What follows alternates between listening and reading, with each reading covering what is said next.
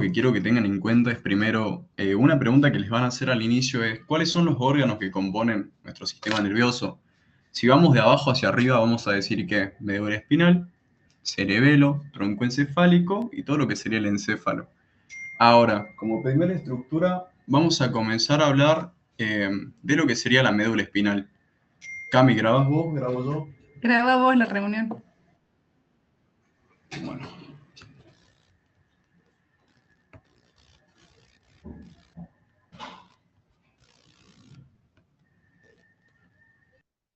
O sea, desde el mismo Zoom, ¿no?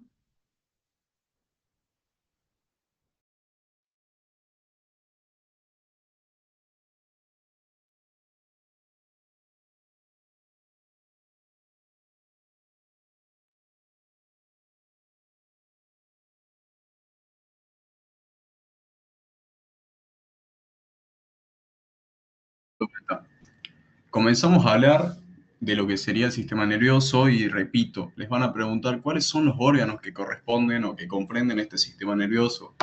Ahora, si vamos de abajo hacia arriba, vamos a decir que el sistema nervioso central va a estar compuesto por la médula espinal, bien, el tronco encefálico, el cerebelo y el encéfalo. Ahora, cuando ustedes pasen a rendir lo que sería el oral, bien, les van a preguntar, háblame de lo que sería la configuración externa de todos los órganos.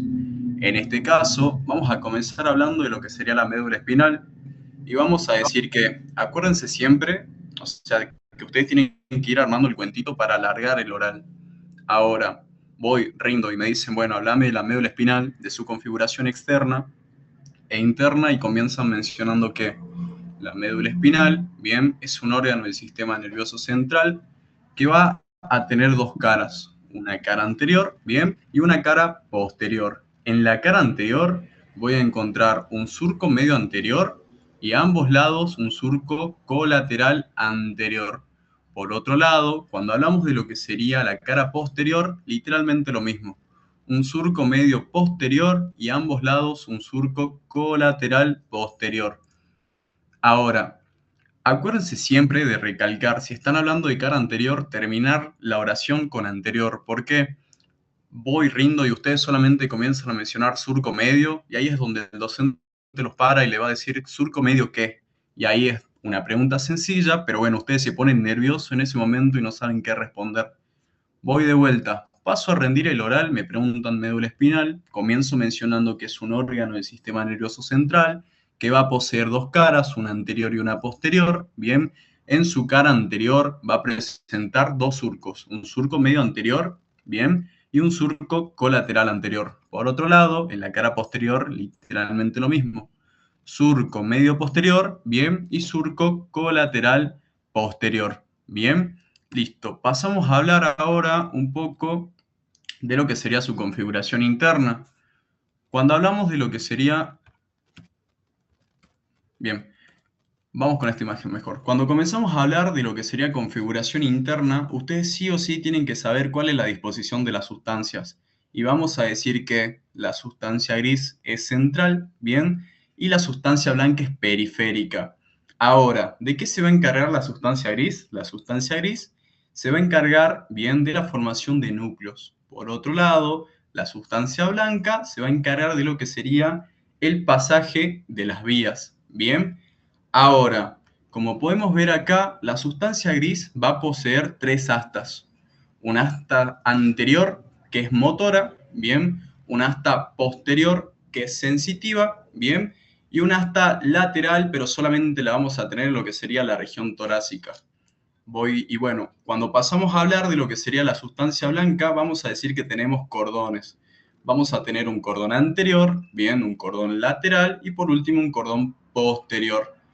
Ahora, algo muy importante acá cuando comenzamos a hablar de sustancia gris, que se los van a preguntar, te van a decir qué son las láminas de Redex. Bien, cuando les hagan esa pregunta, lo que ustedes tienen que responder es que las láminas de Redex, bien, es la organización citoarquitectónica de la sustancia gris.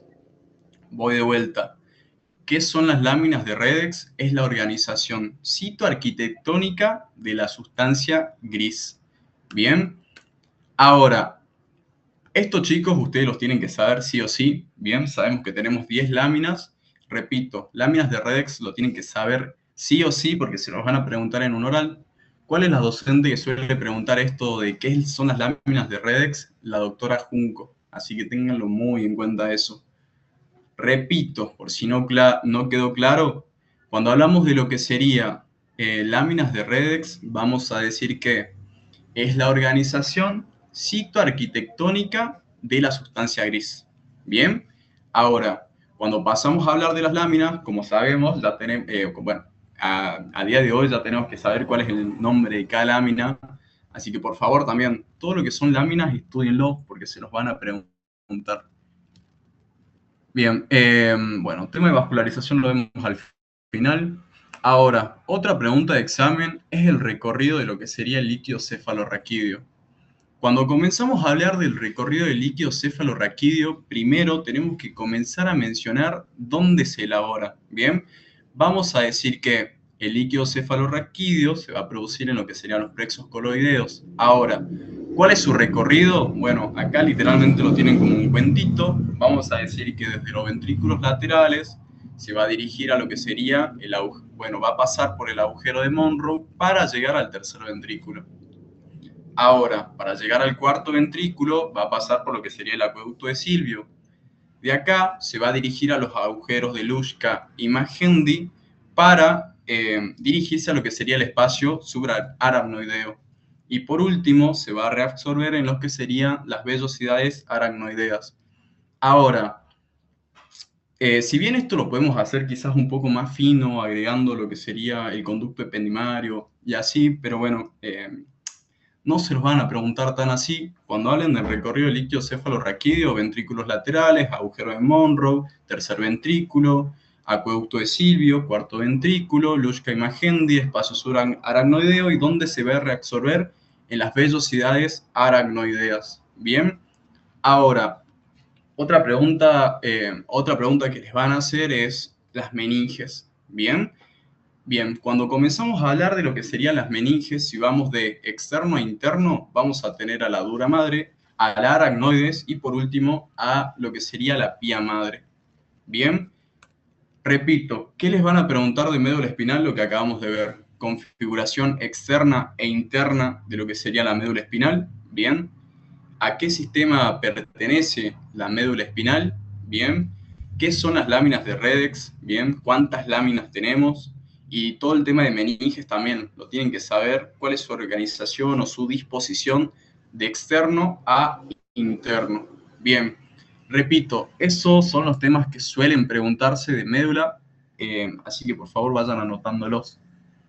Denme 2 segundos que ahora vamos a hablar un poco de lo que sería. Cami, ¿vemos cabeza ósea o eso lo damos al último?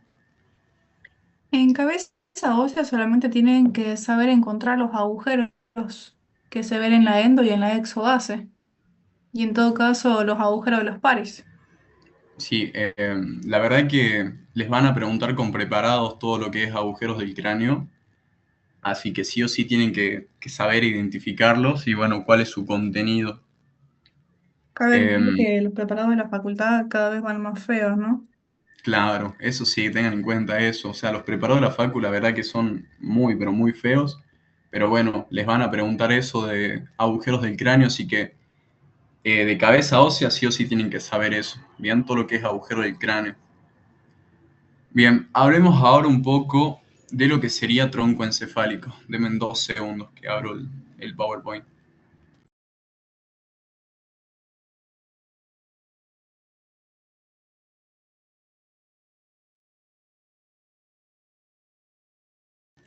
¿Se ve el Power, Cami?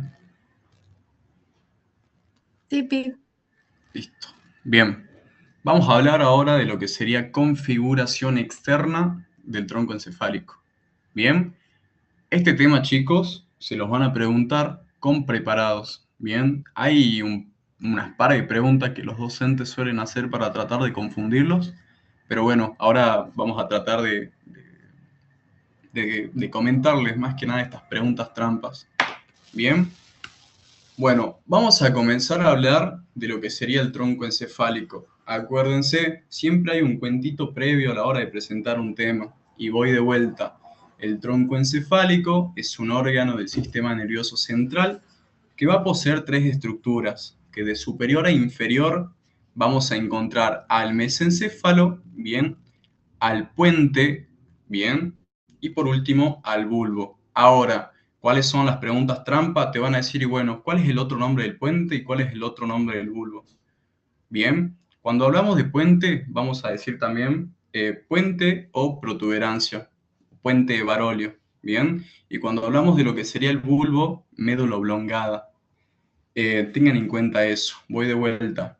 Bulbo o médula oblongada, protuberancia o puente de Barolio.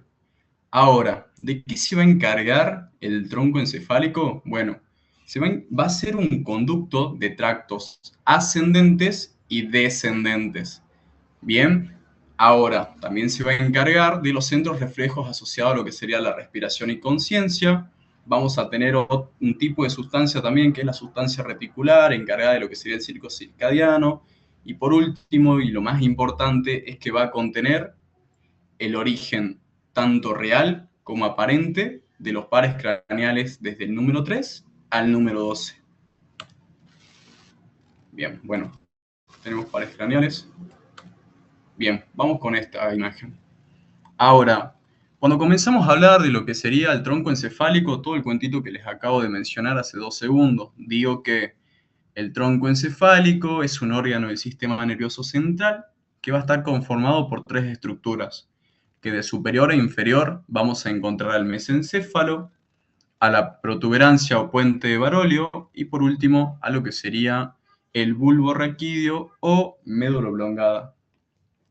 Vamos a comenzar a hablar bien de lo que sería la médula oblongada y vamos a decir que en sí esta médula oblongada, chicos, se la va a estudiar como si tuviéramos tres caras, una anterior, una lateral y una posterior.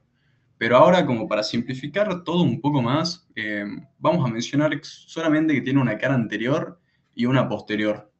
Bien, ahora, en la cara anterior vamos a poder observar lo que sería el surco medio anterior. Bien, a nivel superior vamos a encontrar el foramen secum o foramen ciego. Bien, otro límite superior de lo que sería el bulbo va a ser el surco bulbo pontino. Bien, o bulbo protuberancial.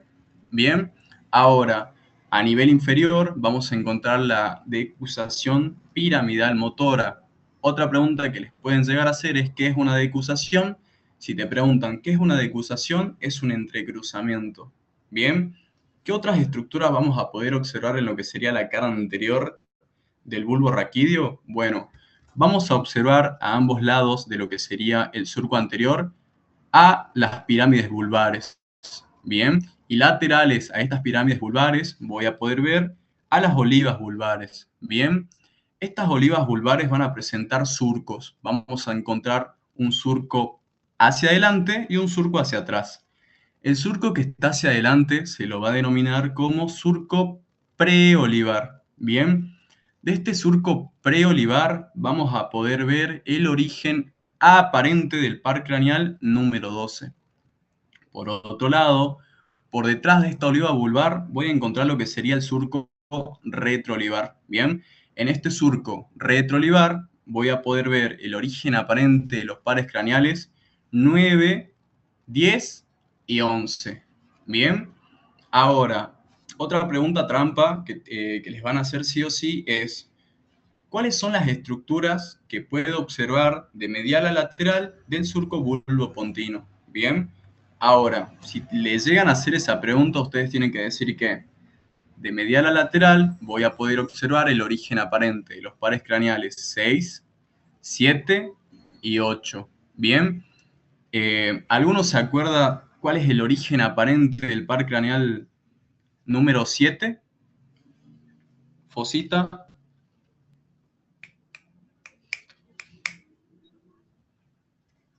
Alison, Isaías. No, no, supraolivar. Supraolivar, perfecto. Y del par craneal número 8, la fosita lateral.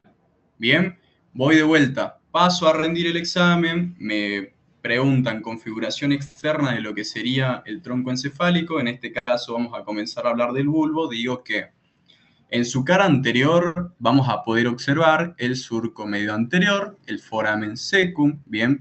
A ambos lados de este surco medio anterior o de este surco medio voy a observar a las pirámides vulvares. Laterales a ella voy a poder ver a las olivas vulvares que van a presentar dos surcos. Un surco preolivar y un surco retroolivar. En el surco preolivar voy a poder ver el origen aparente del par craneal número 12. Bien. Por otro lado, por detrás, en el surco retroolivar, voy a poder ver el origen aparente, los pares craneales 9, 10 y 11. Bien, ahora, a nivel superior voy a encontrar lo que sería el surco bulbo-pontino o bulbo-protuberancial, que de este surco bulbo-pontino o bulbo-protuberancial, de medial a lateral, voy a poder observar el origen aparente de los pares craneales, de los pares craneales 6, 7 y 8. Bien, ahora, en su cara posterior de lo que sería el bulbo o la médula oblongada, voy a encontrar lo que sería un surco medio posterior, un surco paramediano posterior y por último un surco colateral posterior. Bien, otra cosa que voy a poder observar acá va a ser el piso inferior de lo que sería el cuarto ventrículo. Bien, hablemos ahora de lo que sería la protuberancia. Protuberancia, cara anterior, cara posterior. En su cara anterior voy a poder ver lo que sería el surco basilar, bien, que en este surco basilar se va a alojar lo que sería el tronco basilar, formado por las arterias vertebrales, bien. Ahora, también voy a poder ver lo que serían los rodetes piramidales, y lo más importante que ustedes no se tienen que olvidar es que vamos a poder ver el origen aparente del par craneal número 5. Por otro lado, en su cara posterior voy a poder observar lo que serían los pedúnculos cerebelosos, superior, medio e inferior, ¿bien? Y el piso superior de lo que sería el cuarto ventrículo. Por último, cuando hablamos de lo que sería el mesencéfalo, voy a poder observar a los pedúnculos cerebrales, ¿bien? A nivel medial voy a poder ver lo que sería la fosa interpeduncular, que de esta fosa interpeduncular voy a poder ver el origen aparente del par craneal número 3. Por otro lado, en su cara posterior voy a poder observar a los tubérculos cuadrigéminos o a los colículos superiores e inferiores. También voy a poder ver al surco cruciforme, que es un surco que tiene forma de cruz. Y lo más importante es que voy a poder observar el origen aparente del par craneal número 4. Ahora, la pregunta trampa que a ustedes les van a hacer es, háblame del origen aparente del par craneal número 4. Si está por debajo de los tubérculos cuadrigéminos superiores o de los inferiores. ¿Qué es lo que ustedes tienen que responder? Que el par craneal número 4, o patético, el origen aparente lo vamos a poder observar por debajo de los tubérculos cuadrigéminos inferiores o de los colículos inferiores. De las dos maneras va a estar bien. Voy de vuelta. ¿Cuáles son las preguntas trampas que le van a hacer de configuración externa de tronco? Primero, les van a preguntar, ¿puedo ver puedo ver o contiene el tronco encefálico a todos los pares craneales? No. Desde el tercero en adelante. Otra pregunta trampa. ¿El origen aparente de todos los pares craneales va a estar en la cara anterior? No. Otra pregunta trampa. ¿Cuál es el único par craneal que se origina en la cara posterior del tronco encefálico? Bien. Repito, todo lo que acabo de mencionar se los van a preguntar en el oral, así que por favor ténganlo muy en cuenta. Ahora, cuando pasemos a hablar de lo que sería configuración interna, el mejor consejo que les voy a dar es, lastimosamente, configuración interna de tronco, a estas alturas ya no queda de otra que estudiarlo de memoria. Pero bueno, cómo necesito que ustedes lo estudien? Porque hagamos de cuenta que, o sabemos que, cuando hablamos de configuración interna, bien, sí o sí tengo que realizar cortes. Sabemos que cuando hablamos de configuración interna del tronco encefálico, tengo que realizar 4 cortes a nivel del bulbo, 2 cortes a nivel de la protuberancia y 2 cortes a nivel de lo que sería el mesencéfalo. Como lo estudié yo en su momento, fue englobando todo en un solo corte. Después le voy a mandar una foto a Cami, así se lo pasa por su grupo. Ahora, cuando hablamos de configuración interna de lo que sería el tronco encefálico, como importante es que ustedes tienen que saber que en la configuración interna vamos a tener a los núcleos propios, bien, del tronco encefálico y a los núcleos de los pares craneales. Ahora, eso sí o sí lo tienen que saber, bien. Así que por favor, traten de englobar todo en un solo corte para acordarse qué núcleos encuentro en el bulbo, qué núcleos encuentro en la protuberancia, qué núcleos encuentro en lo que sería el mesencéfalo. Bien, repito, se los pueden llegar a preguntar. Les soy 100% sincero, la verdad que cuando ustedes pasen el oral, lo que más se suele preguntar es configuración externa, porque los docentes tienen los preparados. Cuando pasen a rendir ahora el viernes también, les van a dar el tronco y te van a decir, bueno, señalame dónde está el par craneal número 5, ¿bien? Señalame dónde está el par craneal número 12, y así. Así que por favor, necesito que vayan estudiando con imágenes para que, bueno, tengan una idea o sepan ubicarse el día viernes cuando le presenten en lo que sería el preparado. Bien, ahora vamos a hablar de lo que sería el cerebelo. Bien, denme 2 segundos que comparto.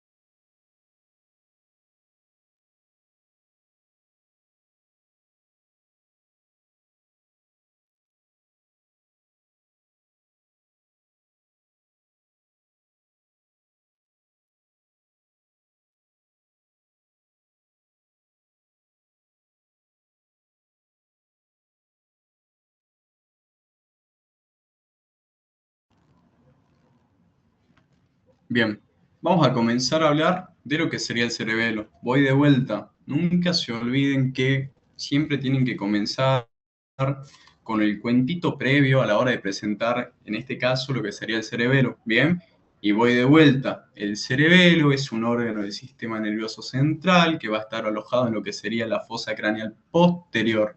Bien, va a tener relación hacia anterior con lo que sería el tronco encefálico. Bien. Gracias a quien tenía esta comunicación, gracias a los pedúnculos cerebelosos. Bien, por otro lado, ustedes también tienen que mencionar que entre lo que sería el cerebelo y el tronco encefálico, vamos a observar una estructura. ¿Cuál era esta estructura? El cuarto ventrículo. Bien, ¿qué pasaba por el cuarto ventrículo? Líquido cefalorraquídeo. Bien, si ustedes comienzan a presentar el órgano de esta manera, el docente se va a dar cuenta que ustedes saben de lo que están hablando. Y bueno, automáticamente le va a decir, bueno, ya está, anda a tu casa, no hay problema. Ahora, vamos a comenzar a hablar un poco de lo que sería la configuración externa del cerebelo. Y vamos a decir que el cerebelo va a estar compuesto por lo que sería un lóbulo medio o el vermis, ¿bien? Y hacia ambos lados vamos a poder observar a lo que serían los hemisferios cerebelosos. Voy de vuelta antes que pasemos a hablar de esto.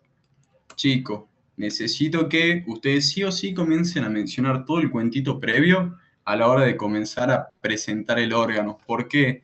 Repito, de esta manera el docente se va a dar cuenta que ustedes saben de lo que están hablando. Voy de vuelta por si no quedó claro.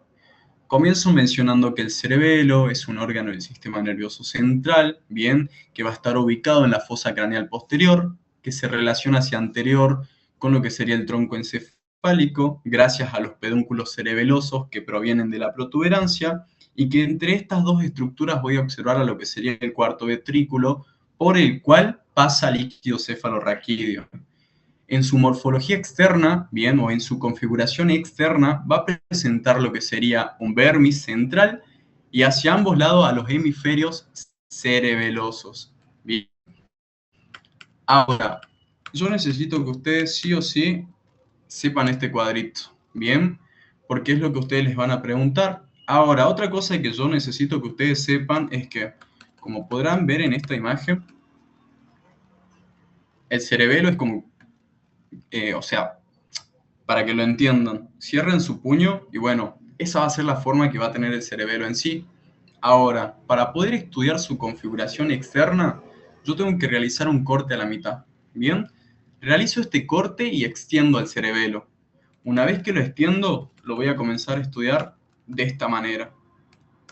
Bien, ahora, ustedes sí o sí, repito, esto también, sí o sí lo tienen que saber porque Páez lo pregunta. Bien, ¿qué es lo que ustedes tienen que saber? ¿Cuáles van a ser todas las estructuras que yo encuentro en el vermis y cuáles son las relaciones que tienen con los hemisferios cerebelosos? Bien, así que este cuadrito, por favor, estúdienlo.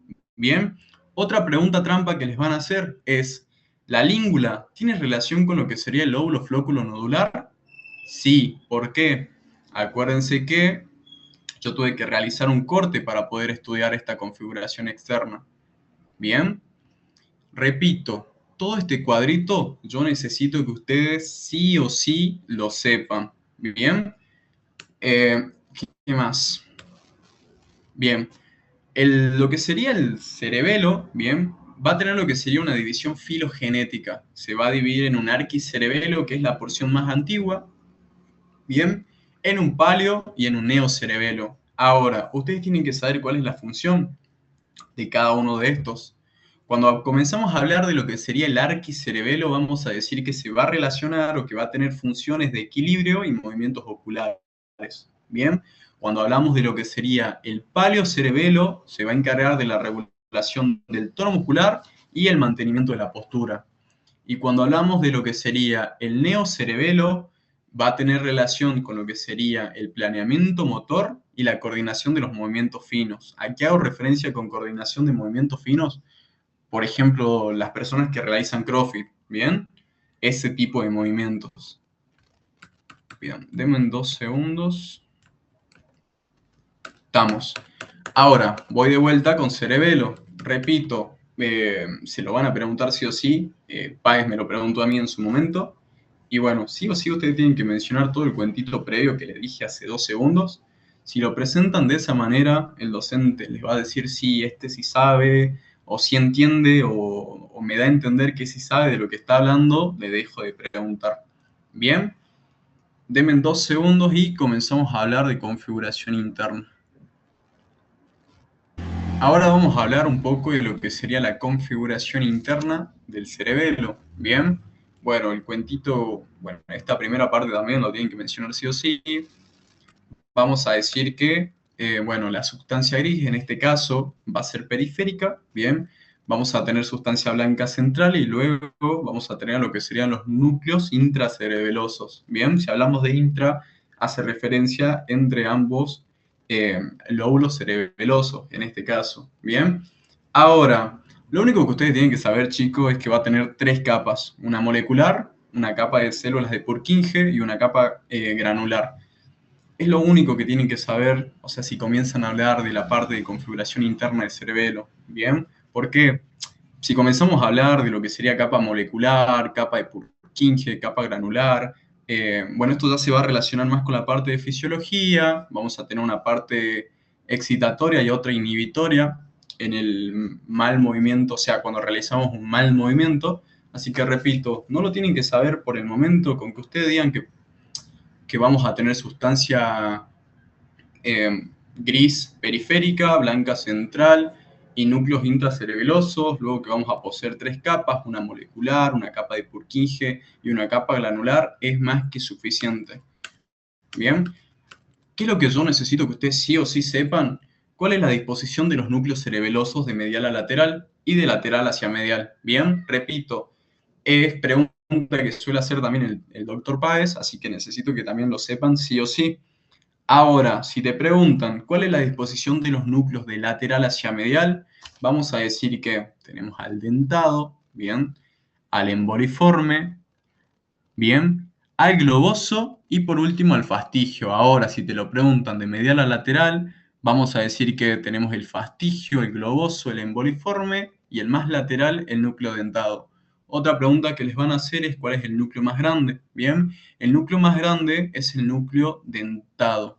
Bien, por último, bueno, esta parte también ya se relaciona un poco más con lo que sería la parte de la fisiología. Bien, además de tener una división filogenética, también va a tener una división funcional. Todo lo que sería la parte central o la parte del vermis, bien, se va a encargar de los movimientos de la zona central, bien, o de la zona axial. Vamos a decir que, si hablamos de zona axial, cuello, hombro, tórax, abdomen y caderas. Por otro lado, cuando hablamos de lo que sería la zona intermedia, bien, vamos a decir que se va a encargar, bien, de los movimientos de las extremidades distales, es decir, manos y pies. Y por último, el área lateral, bien, se va a encargar más que nada de la planeación y de los movimientos secuenciales. ¿A qué voy con movimientos secuenciales? Como por ejemplo, el más común o el más sencillo para que lo entiendan, caminar. Bien, vamos, eso sería lo más importante de configuración interna de cerebelo. Ahora, no sé cuánto tiempo queda en la reunión, Cami. Menos de un minuto. Bien, mismo link, chicos, cuando termine la reunión.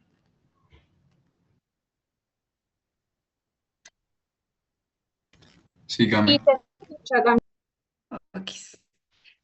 Vamos a ver lo que sería pares craneales, más que nada los mixtos, que son los que más tienen que preparar. En la parte de motores, el que más suele ser preguntado por ahí es el óculo motor, pero si no, no es muy preguntado. En los mixtos, primero lo voy a tener al trigémino, que se va a encargar de lo que es sensibilidad general del rostro. Y por el nombre, yo ya sé que se va a dividir en tres ramas terminales. La rama oftálmica, que es B1, la maxilar, que es B2, y la mandibular, que es B3.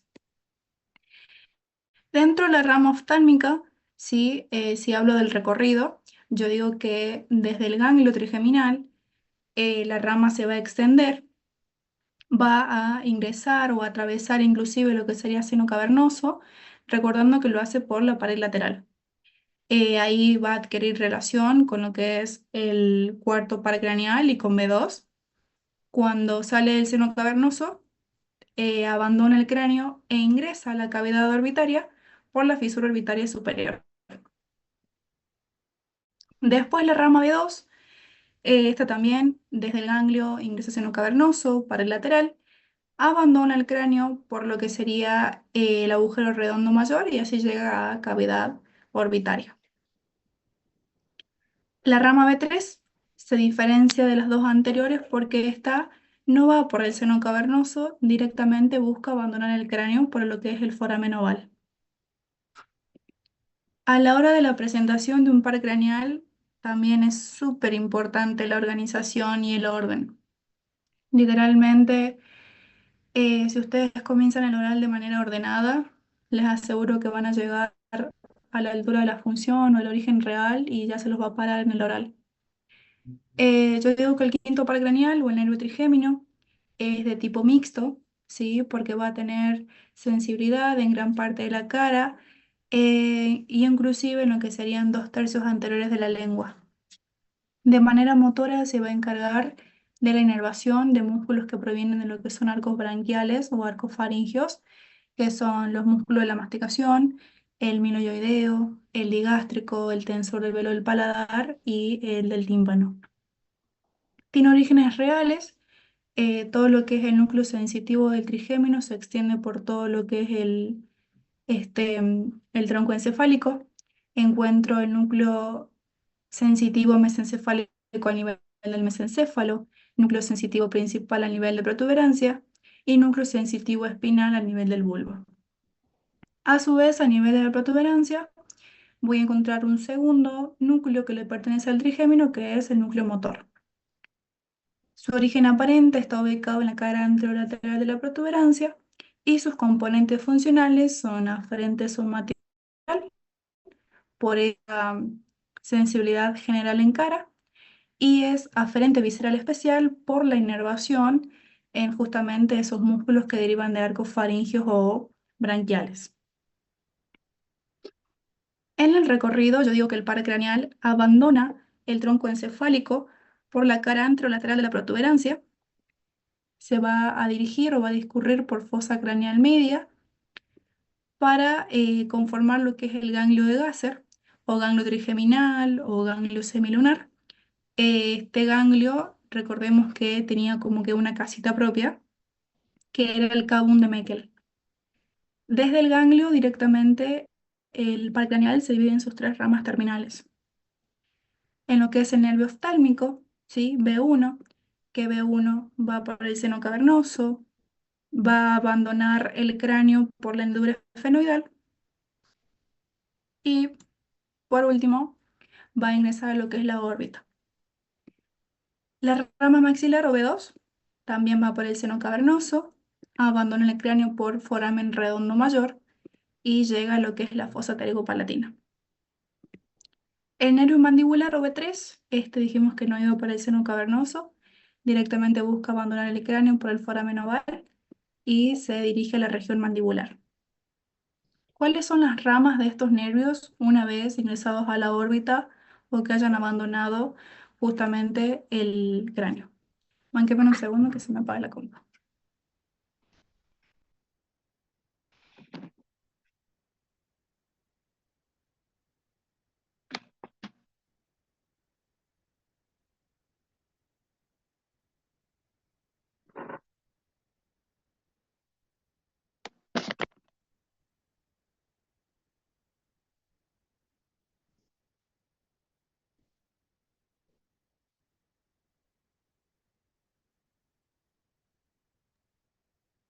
Estamos. Las ramas sí es importante que se las sepan porque al menos el doctor Santillán el año pasado las ha estado preguntando. Este año no escuché que estuviese quisquilloso. El nervio oftálmico, cuando ingresa a la cavidad orbitaria, libera el nervio frontal, el lagrimal y el naso ciliar. El maxilar libera lo que son los nervios cigomático, el infraorbitario, alveolar superior y el palatino. Y el nervio mandibular libera el nervio bucal, el lingual, alveolar inferior, auriculotemporal y a su vez libera lo que son las ramas motoras para los músculos de la masticación. Literalmente, así ya es suficiente la presentación. Más que nada, lo más importante está a partir del ganglio de Gasser, ¿sí? Desde el ganglio se divide en sus tres ramas terminales, B1, B2 y B3. B1 abandona el cráneo por la hendidura esfenoidal, B2 por foramen redondo mayor y B3 por el foramen oval. Una vez hayan abandonado el cráneo, recién liberan sus eh, ramas terminales justamente otra vez. Y sí, tienen que saber una por una. Vamos a lo que es el facial.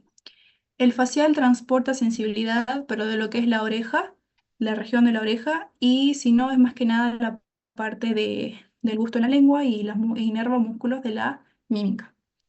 Tiene 5 ramas terminales, una rama temporal, una cigomática, bucal, mandibular y cervical. Otra vez el cuentito y en orden. El nervio facial o séptimo par craneal es un par craneal mixto porque se va a encargar de controlar los músculos de la expresión facial, músculo de la mímica, otorgándole gusto a 2/3 anteriores de la lengua. Esto está multiplicado por las dudas. Y a su vez regula lo que son glándulas salivales y glándulas lagrimales. En glándulas salivales no pueden nombrar que el facial se encarga de glándulas salivales como tal, sino que tienen que nombrar específicamente cuáles son. ¿Por qué? Porque si una glándula salival entra a la parótida y el séptimo par no se encarga de la parótida. Tiene origen real en el núcleo motor del facial, el núcleo salivar superior o el núcleo lagrimal, que es un núcleo parasimpático. A su vez, origen real en el núcleo del tracto solitario, que este núcleo englobaba fibras que le pertenecían al séptimo, décimo y onceavo par craneal. Y a su vez tiene aporte de lo que es el núcleo trigémino espinal. Otra aclaración. La doctora Junco este año, por alguna razón, a los chicos les ha ido corrigiendo que el núcleo trigémino espinal no tiene participación en ningún otro par craneal que no sea en el quinto. El resto de profes lo sigue enseñando como tal en el resto de pares craneales, como lo enseñan los libros, pero ella este año hizo esa aclaración. Tiene origen aparente en el surco bulbopontino, específicamente en la fosita supraolivar, y sus componentes funcionales son eferente visceral especial por el núcleo motor, o sea, la inervación de músculos de la mímica. Es eferente visceral general por su función parasimpática, es decir, la inervación de glándulas. Es aferente somática general por lo que sería el núcleo trigémino espinal. Es aferente visceral general por lo que sería la parte sensitiva del núcleo del tracto solitario, y a su vez es visceral especial por lo que sería la porción gustativa del núcleo del tracto solitario. En el recorrido, el par craneal entonces abandona el tronco encefálico por el surco protuberancial, va a discurrir por el conducto auditivo interno, adquiriendo íntima relación con lo que es el octavo par craneal, con lo cual una afección en un par va a afectar al otro. Va a discurrir después por lo que es el conducto de Falopio, o también conocido como conducto del facial, llegando a su cara medial, a su pared medial y conformando lo que es el ganglio geniculado, o lo que también se conoce como la rodilla del facial. Va a seguir discurriendo la fibra, abandona el cráneo por el foramen estilomastoideo, perfora la parótida, donde libera sus ramas, perfora la parótida pero no la inerva, y por último llega a lo que son los músculos de la mímica. Desde el ganglio geniculado, el séptimo par craneal libera dos ramas más que son parasimpáticas, lo que es el nervio petroso mayor y el nervio cuerda del tímpano. El nervio petroso mayor se va a anastomosar con el nervio petroso profundo para conformar el nervio ovidiano. El nervio ovidiano es quien llega al ganglio pterigopalatino, ganglio de Meckel o ganglio esfenopalatino, ¿sí? Y desde ahí el ganglio emite fibras para la glándula lagrimal, principalmente, y también para la mucosa nasal. El nervio cuerdo del tímpano se va a unir con lo que es el nervio lingual, que proviene del trigémino.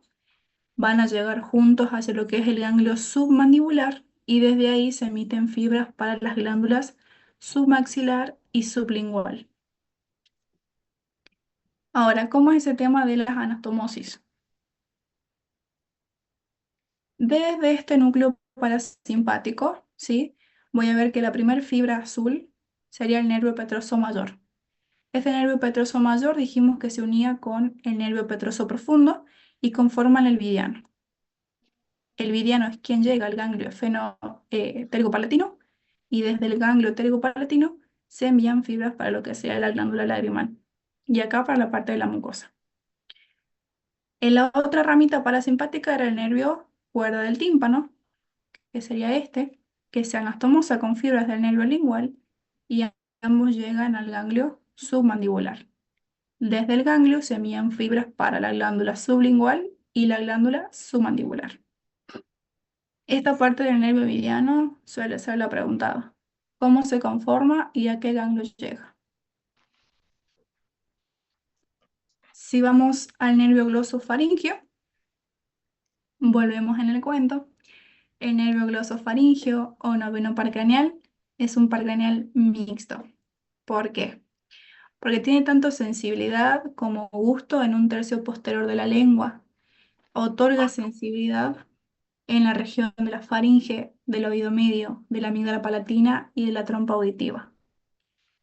Es motor porque está inervando el músculo estilofaringio y tiene una rama parasimpática que es quien inerva la glándula parótida.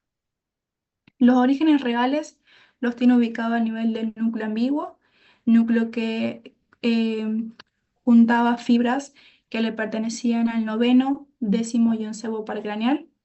Su núcleo parasimpático es el núcleo salivar inferior. La parte sensitiva y a su vez gustativa van a estar a cargo del núcleo del tracto solitario y a su vez tiene colaboración del núcleo sensitivo espinal del trigémino. Origen aparente en el surco retroolivar al nivel del bulbo. Los componentes funcionales, si ustedes empiezan a asociar desde acá todos los pares craneales, van a ver que quien cambia principalmente es la parte parasimpática, o sea, la eferente visceral general, en el sentido de que cambia el nombre del núcleo. Pero si no, desde el facial, los pares craneales empiezan a compartir los componentes funcionales. Eferentes viscerales especiales, núcleo ambiguo, eferente visceral general por su núcleo parasimpático, aferente somático general por el trigémino espinal, aferente visceral general por el núcleo del tracto solitario y visceral especial por la porción gustativa del núcleo del tracto solitario. En el recorrido, el par craneal entonces abandona el tronco por lo que sería la fosa retroolivar. Va a abandonar el cráneo por el foramen rasgado posterior o foramen yugular y va a llegar a lo que es el compartimento retroestilio. Desde acá empieza a dividirse en sus territorios de inervación. Tiene un tercio, se encarga de un tercio posterior de la lengua, tanto de manera sensitiva como sensorial, gusto y sensibilidad, y eh, sensibilidad, digamos, a lo que es oreja, faringe y membrana timpánica. Y a su vez se encarga de la glándula parótida de manera motora y de lo que es el músculo estilofaringeo. En el vago. El vago quizás sea un poco más fácil ahora porque ya hemos estudiado esplagno, pero el vago es quien transporta sensibilidad visceral, básicamente, generales, de vísceras torácicas y abdominales. El décimo par craneal, o nervio vago, o nervio neumogástrico, es un par craneal mixto. ¿Por qué? Porque se encarga de la parte sensitiva y sensorial de un tercio posterior de la lengua y a su vez sensibilidad visceral en órganos torácicos y abdominales. Su parte motora se encarga de los músculos constrictores de faringe e intrínsecos de laringe y la parte parasimpática es esa rama que inerva las vísceras torácicas y abdominales. Origen real, el núcleo ambiguo, dorsal del vago, que es el parasimpático, núcleo del tracto solitario y núcleo sensitivo espinal del trigémino. Origen aparente a nivel del surco retroolivar. En el recorrido, el vago va a emerger o abandonar el cráneo por el surco retroolivar. Va a discurrir por lo que es la fosa craneal posterior y abandonar el cráneo por lo que es el foramen yugular o rasgado posterior. Va a discurrir por el espacio retroestilio, discurriendo también por lo que sería la vaina carotidia, conformando lo que es el PBN del cuello. Desde acá tengo que diferenciar vago derecho de vago izquierdo. En cuanto al vago derecho, va a liberar lo que es la rama laringea, la laringe recurrente o nervio laringeo inferior, a nivel de la arteria subclavia. Desde acá la fibra del vago, digamos, sigue discurriendo, va a pasar por detrás de los pedículos pulmonares y va a relacionarse con el esófago hacia posterior. Cuando se relaciona con el esófago hacia posterior, va a pasar junto al esófago por lo que es el hiato esofágico y ya deja de llamarse nervio vago y pasa a llamarse tronco vagal posterior. Esta rama derecha del nervio vago termina por finalizar a la altura de lo que sería el plexo celíaco, porque va a formar una de sus afluencias. Del lado izquierdo, del vago izquierdo, lo que se diferencia del derecho es que a la rama laringea la libera a la altura del callado aórtico.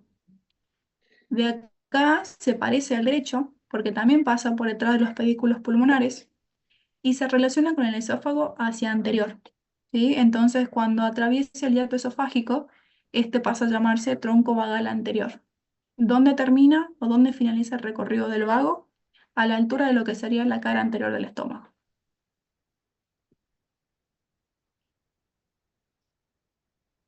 ¿Quedó claro? ¿Tiene alguna duda?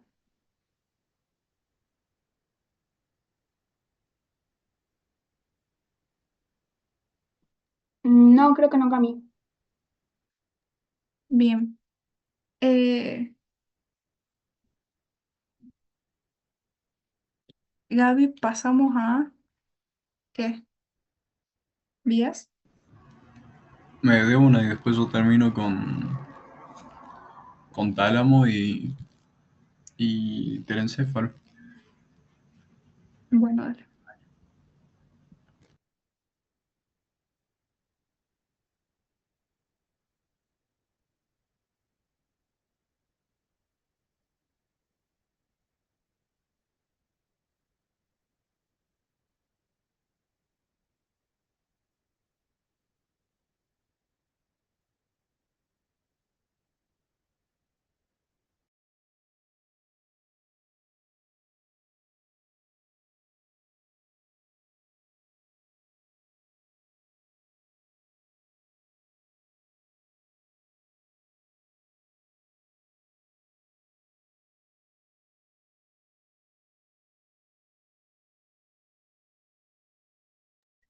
Por las dudas vamos a repasar lo que son vías sensitivas. La vía va a ser el camino, digamos, que tome el impulso nervioso, ya sea de manera ascendente o descendente. Y la voy a dividir en vías sensitivas, motoras e inclusive las sensoriales. Las partes sensitivas son las vías aferentes, que las voy a dividir en conscientes, inconscientes y acá entrarían las sensoriales.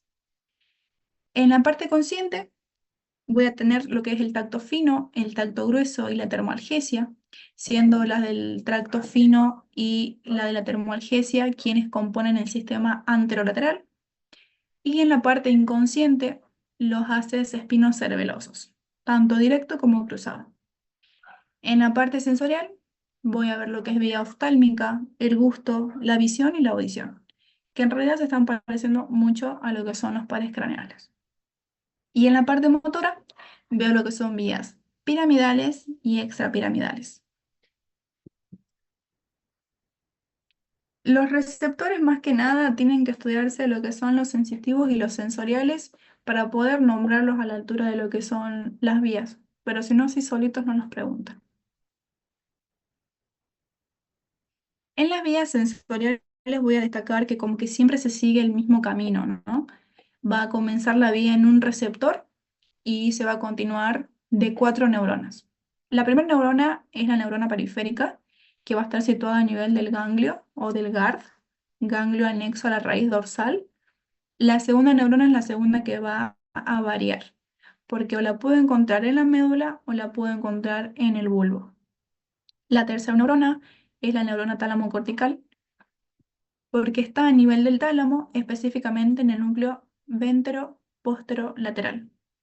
Y la cuarta neurona es la que ya finaliza la vía a nivel de lo que es la corteza cerebral justamente. Voy a distinguir en las vías conscientes e inconscientes, que las vías conscientes llegan a la corteza cerebral y las vías inconscientes a la corteza cerebelosa.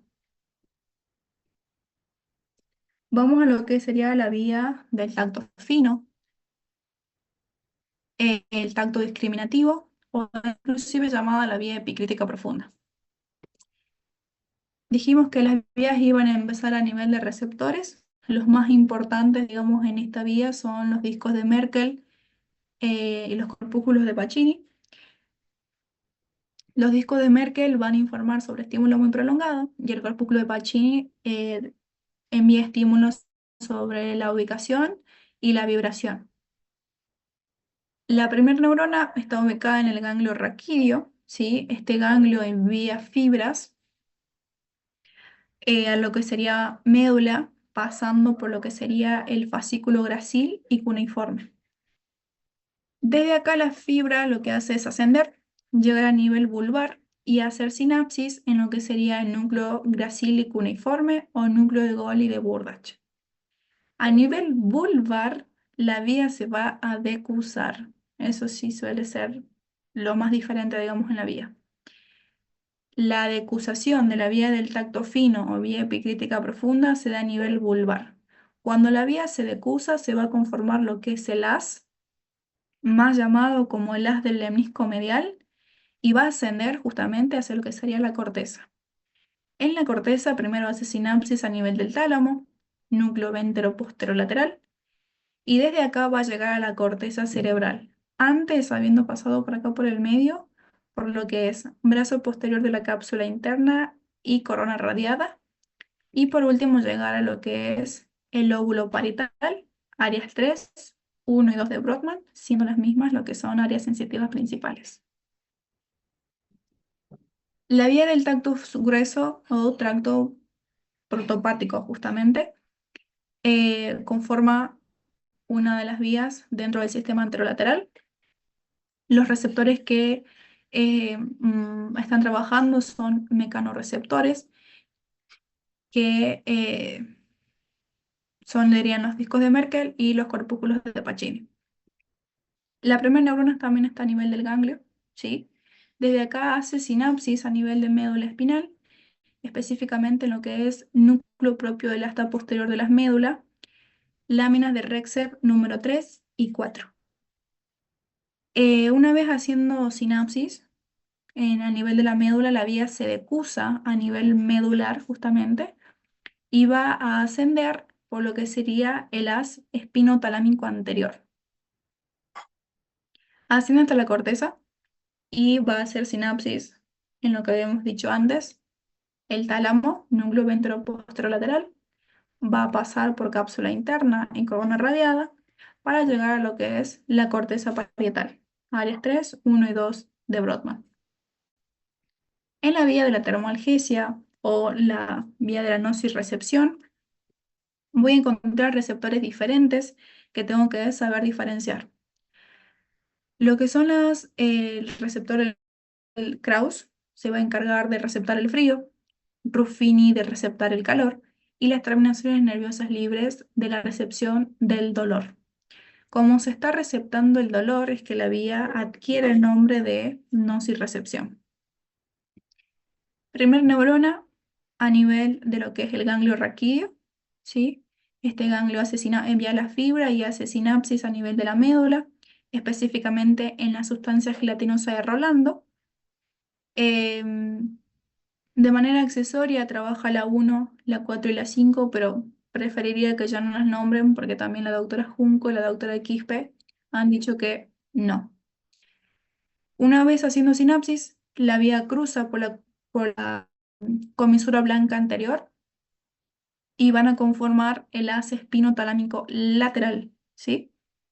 Ascienden hasta lo que es nivel de la corteza, hacen sinapsis a nivel del núcleo ventero-posterolateral y también llegan a lo que es el lóbulo parietal.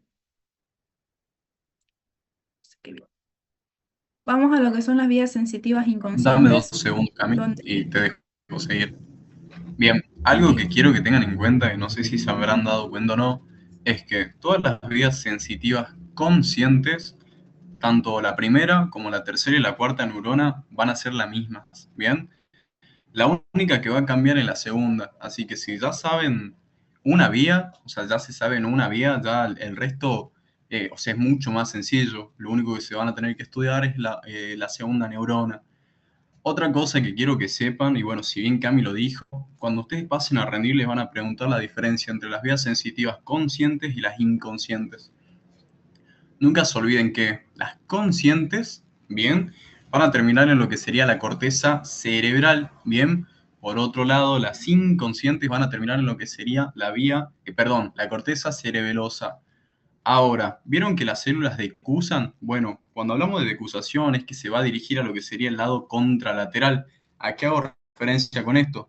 Si yo agarro un marcador con lo que sería la mano derecha, lo va a procesar lo que sería mi cerebro izquierdo. Bien, ¿qué es lo que, repito, quiero que sepan de esto, de lo que sería la parte de vías sensitivas conscientes? Repito, primera, tercera y cuarta neurona son las mismas. La única que va a cambiar es la segunda. ¿Bien? Y bueno, tienen que saber también la diferencia entre las conscientes y las inconscientes. Y voy de nuevo. Consciente es corteza cerebral, ¿bien? Inconsciente es corteza cerebelosa. Ahora sí, te dejo, Cami.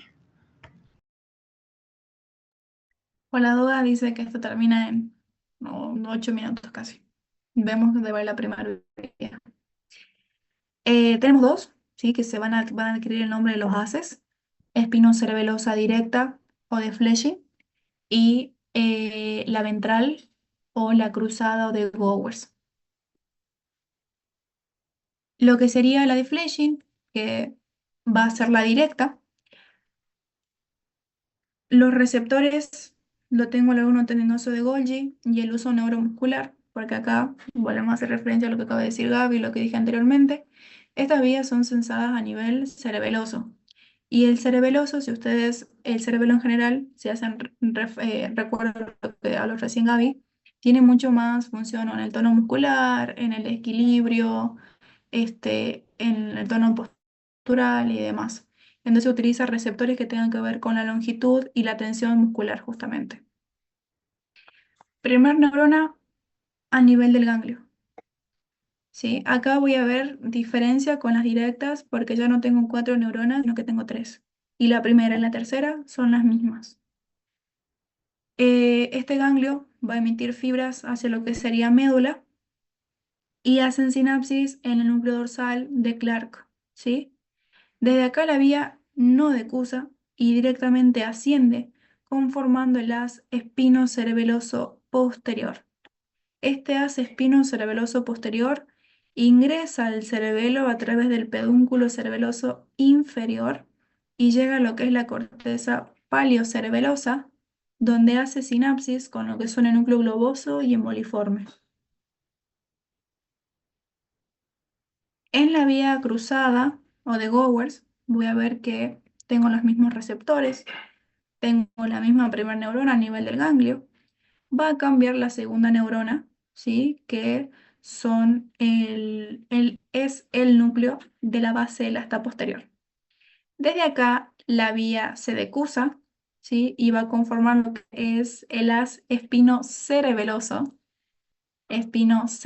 anterior, ascienden y va a ingresar al cerebelo por el pedúnculo cerebeloso superior. Y dijimos que la tercera neurona era exactamente la misma. Entonces va a estar en corteza paleocerebelosa y haciendo sinapsis con los núcleos globoso y emboliforme. Las diferencias puntuales entre lo que son la vía directa y la vía cruzada, en primer lugar está en la segunda neurona, ¿sí? Por segundo, que la vía directa no se decusa y la vía cruzada sí, y que la vía directa ingresa por pedúnculo cerebeloso inferior y la vía cruzada por el superior. Pero ambas vías tienen la misma función, ¿sí? Ahora vamos con lo que son las motoras. No sé si esperar a que esto termine y recién empezar con las motoras o qué. Sí, porque la siguiente reunión ya tenés que crear la voz. Bien. ¿Quién estaba Así, grabando ahí? Isaías. Esta clase la grabó, ¿no? Sí. Ok, bien. Ahí lo creo al Zoom y te envío el link.